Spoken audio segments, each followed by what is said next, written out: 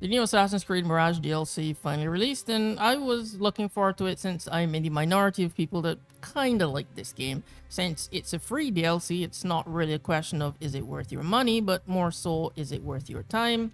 And honestly, yes and no. If you didn't like the game before, then this DLC doesn't change anything that'll make you like it now, but if you did like the game, you can stick around.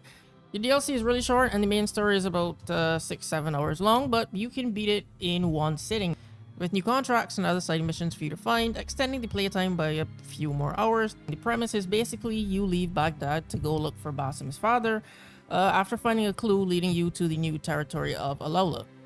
The map is bigger than I expected, but in reality, once you start playing it, you realize it's kind of just 50% desert and there's kind of fuck all at the top of the map. I'm not one to shy away from criticism. The beginning of this DLC is just, it's not good. The first 2 hours are very uninteresting story-wise and frankly boring to play. It's mostly a lot of walking around following NPCs and then you get trapped, which leads to you getting arrested. And you're sitting in a prison cell and looking around for clues on how to escape and eventually make your way out. It's not all bad though. Fortunately, once you get past the prison sequence and get to the middle, the DLC finds its footing and it really picks up, right until the end. And you're infiltrating camps, looking for clues, and doing the usual Assassin's Creed stuff. I really enjoyed the ending. I thought it was wholesome and well written. Like, if they could have given the main game this level of writing, maybe the general sentiment around it would have been different.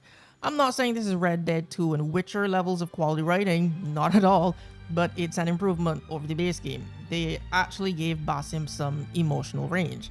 I didn't particularly care about him in the main game. I think in my first video I said he had the personality of cardboard, so they attempted to fix that here. I normally don't talk about spoilers, but I will this time, so spoiler warning, skip to this time on screen if you haven't finished it yet.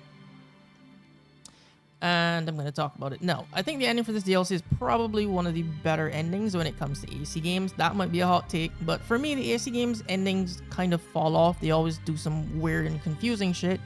But this time, they stayed on topic and they kept the emotional high. Basim's dad having memory issues and not knowing it's him, but at the same time, them spending time together, traveling in the cutscenes was enough to give Basim the closure that he needed. Even in the game, like, he was questioning if his dad left because he didn't want him and his birth was a mistake.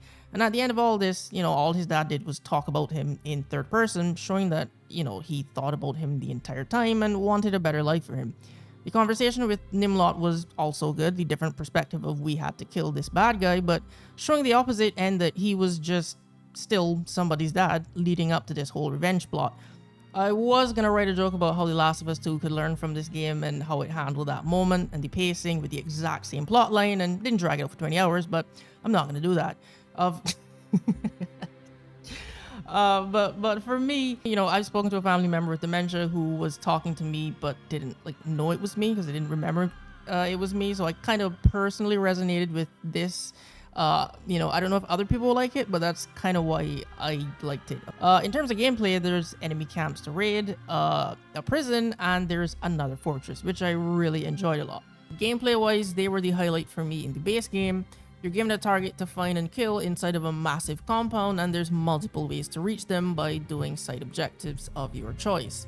You can blow up a wall to get inside, maybe find a secret passage, or, you know, try to blend in with a disguise, that sort of thing. Again, really fun. And on a more positive note, they actually did more than just add a few more missions.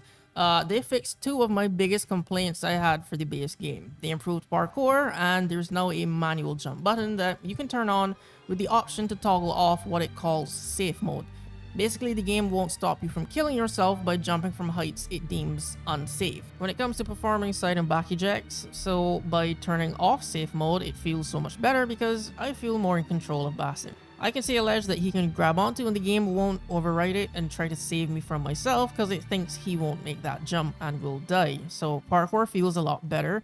They also said they changed the camera to improve the sense of speed, which was another complaint I had, but honestly it still feels a bit sluggish, but hey, at least they attempted to fix it.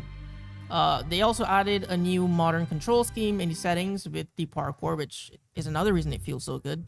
You can just hold R2 now, or right trigger if you're on Xbox, and he'll mantle over stuff, and then you can manually jump by just pressing the X button while holding down the trigger. So yeah, the new control scheme in parkour feel better. Not as good as AC Shadows, but it's still a big improvement, so good job, dev team.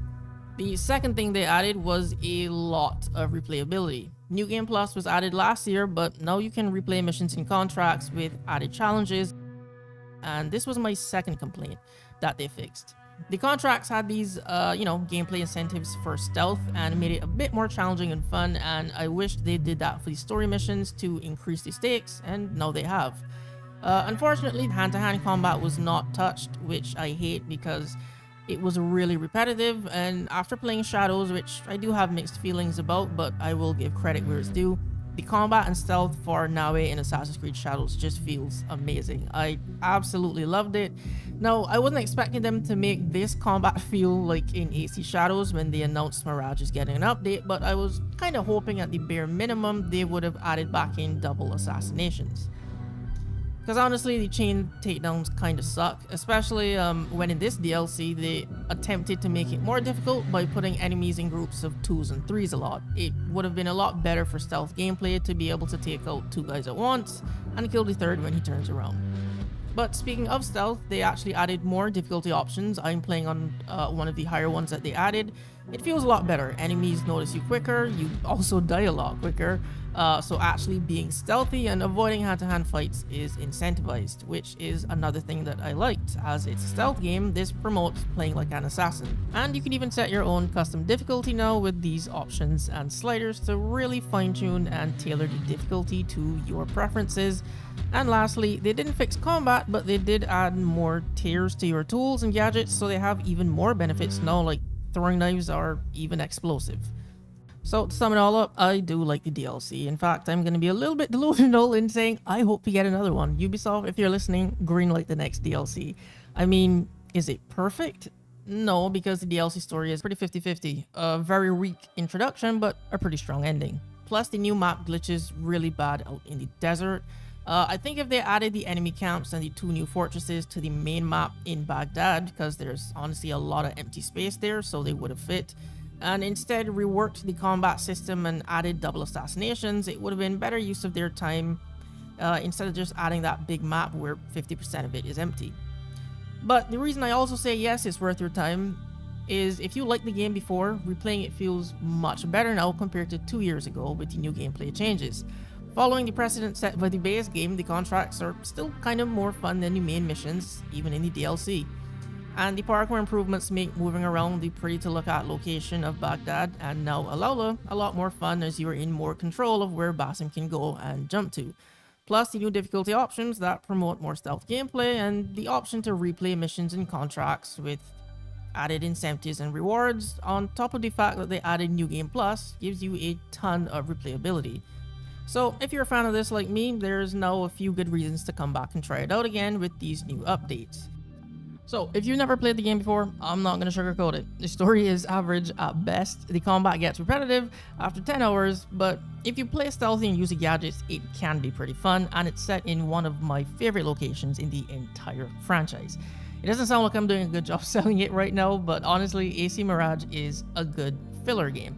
It's good for killing time since it's only 20 hours and they've made a ton of improvements, plus it's 2 years old, so it should be really cheap now. If that's what you're looking for, that's what it's good at. So yeah, those are my thoughts on the new Mirage DLC. If you played it, leave a comment down below. What do you think about it?